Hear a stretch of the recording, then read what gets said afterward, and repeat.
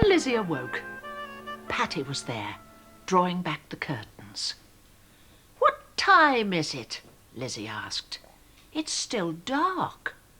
"It's nearly 8:30, Patty told her. "And dark all day, I shouldn't wonder." "Why? Why is it dark?" "You look at that," said Patty. "Snow sky if ever I saw one." "Snow!" Lizzie shot up, wide awake in the instant. 10 minutes later she was dressed and breakfasted and stepping foot into the morning. The sky was dense, heavy. "A snow sky," said Lizzie softly. She began to walk down the path and into the lane. The sheep in the home field moved slowly under the bare trees. "Snow's coming!" Lizzie called to them, and was filled with such unbearable excitement that when it did come, hardly seconds later, it was as if she had willed it to come. In the twinkling of an eye, the world was altered, invisible almost.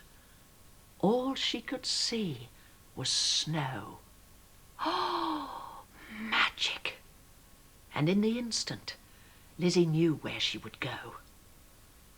As she pushed open the little iron gate, Lizzie paused. There was a huge, enveloping silence. Even the birds were hushed and invisible. "And I'm invisible as well," thought Lizzie. It was a strange thought. She had often thought what a wonderful thing it would be to go invisible, and this was perhaps the closest she'd ever come to it. "Fish fingers," she said firmly, out loud. It was a kind of charm to remind her of that other world, the one everybody called real. She passed the corner of the church, and her eye went straight to the tomb of Emily Post of this parish and Albert Cyril, beloved husband of the above, 1802 to 1879, peace, perfect peace. There was a blurred black shape that could only be the witch. "Oh, witch!" Lizzie ran to greet her. There was no knitting today. The witch was sitting in a hunch, like a badly wrapped parcel. Lizzie stopped, as usual, a few feet away. Now, through the dividing curtain of snow, she saw, incredibly, something else. Did the witch know that she had a robin perched on her hat? "Shows how magical she is," Lizzie thought. "You'd never get a robin perching on an ordinary person's hat. Never." Lizzie had a sudden thought, and being Lizzie, said it straight out loud. "Witch," she said, "do you have a cat?" "Can't abide them," said the witch. "Nasty spitting things. If I see cats, I turn 'em into toads." Better not tell her about the bird, she thought, else she might turn that toad. She tried hard not even to look at the robin on the witch's hat. "Isn't it smashing?" she offered. The witch didn't reply. "All this," she waved her arms to indicate the whirling flakes. "Nasty wet stuff," snapped the witch unhelpfully. "I can do without snow in my bones, and I can do without you." Lizzie didn't much like the sound of this. It sounded like a threat to make Lizzie herself disappear. "I shan't stop long," she promised. "I just wanted to see you in the snow. It suits you. It does, really. Black and white together, it looks smashing. You know, a really good match." The witch gazed back at her, unmoved by this compliment. "I'm going sledging in a bit," Lizzie told her, "on Parson Hill." "Sledging?" repeated the witch. "What's sledging?" Lizzie had a sudden inspiration. "You come!" she cried. "You can come on my sledge with me. There's room for two." It was marvellous, irresistible, the idea of rushing helter-skelter down Parson Hill with a real live witch. It'd be sort of like being on a broomstick, except in the snow instead of the air. "I'll come," the witch announced, and vanished. It happened so suddenly that Lizzie didn't exactly see it, but could have sworn that in the instant she glimpsed something small and brown flutter off into the mazy snow. Robin didn't vanish then, she thought, so it wasn't hers instead of a cat. As Lizzie trudged out of Little Hemlock pulling her sledge, she was beginning to have second thoughts about her invitation to the witch. She'll have to put her arms round me to hang on, she thought. Don't know if I'd like that. And what if I run into one of them trees and it tips her off? Won't like that. Do without snow, she said. There was certainly plenty of snow now for the witch to do without. A good 6 inches, and still coming. Lizzie stopped and listened. There was a huge, unearthly silence. The flakes swarmed like great white bees, and staring into them made her dizzy. You could disappear in this, she thought. Disappear and never be seen again.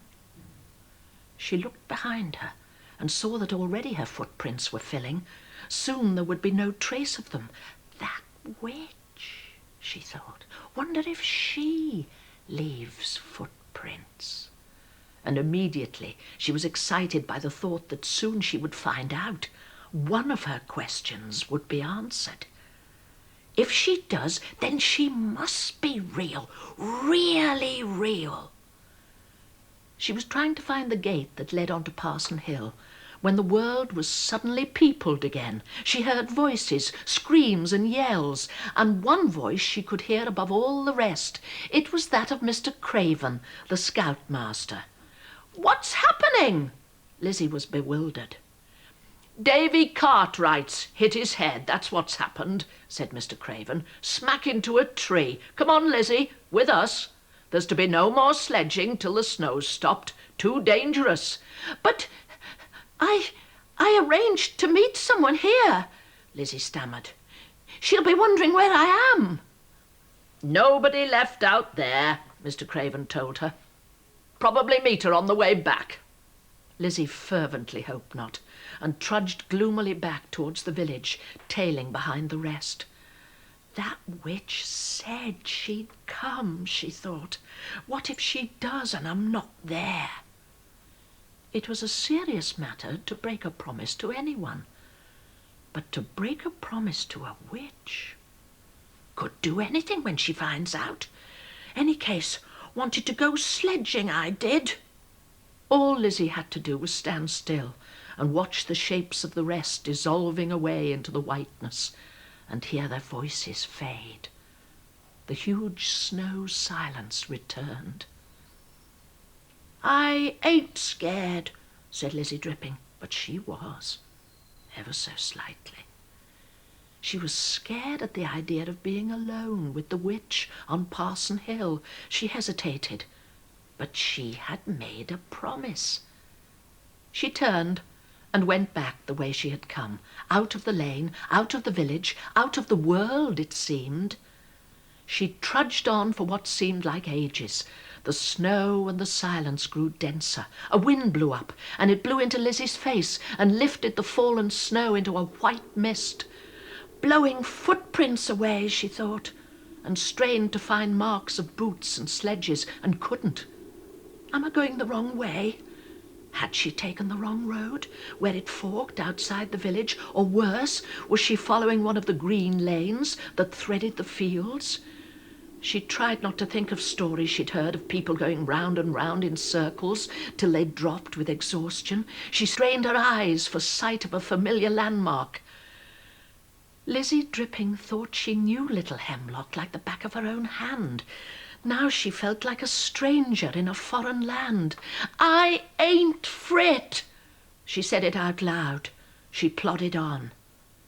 But time and space were both dissolving now in this white world. The snowflakes fell, incessantly dancing and spinning. Lizzie was giddy now and becoming desperate. She had forgotten Parson Hill and the witch. All she wanted was to get home. She tried to picture it with its light and warm fire and Toby and Patty rattling about in the scullery. It was there, still there, anchored in this alien whiteness. She stopped, panting. Nothing. No sight, no sound, only the inexorably falling snow. "Fish fingers!" She screamed, "Fish fingers!" And in the instant, she did make out a familiar shape, a dark smudge in that white world. "A witch! Witch!" And Lizzie Dripping burst into tears. Afterwards, try as she might, she could never remember exactly what happened. She thought, only thought, that she had actually felt the witch's touch for the very first time. Nor could she remember what the witch had said. All she knew for certain was that one moment she had been lost and frightened, and the next was sitting on her sledge and being drawn fast as the wind over the snow. Ahead, grasping the ropes, went the witch, robes flapping so that she seemed like some giant bird, going in long sweeping strides like a skater on ice. The witch went gliding and Lizzie went gliding, fast, fast through the mazy snow. It might have lasted for seconds. It might have been hours. It was as if she were being drawn through a hole in time itself. Just as Lizzie could never remember the beginning of that journey, nor could she remember the end. She supposed that the witch, her rescue ended, had simply dissolved wordlessly into the snow. She might have been frightened off by the sound of human voices, because voices there were, surprised and anxious. "Lizzie Dripping, you! Whatever? Look at you, child, half frozen." Then there was the fire, the mug of soup, the hot aches in fingers and toes, and later, of course, the tellings off. These weren't as bad as they might have been, because nobody knew that Lizzie had been lost and alone, had thought she was walking right off the edge of the world. Nobody knew that, or ever would know but Lizzie Dripping herself. And, of course, the witch.